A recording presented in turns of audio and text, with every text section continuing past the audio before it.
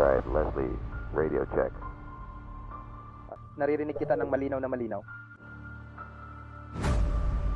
Misyon naming tuklasin ang mga nawalang yaman sa ilalim ng abot-tanaw. Halos imposibleng hanapin ang mga lumubog na lugar na gawa ng tao. Ang mga lugar na ito ay tila naipit sa panahon sa loob ng maraming taon o kahit dekada.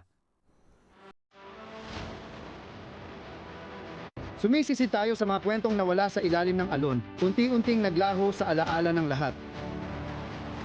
Mataas ang panganib, pero malaki rin ang gantimpala. Kung hindi,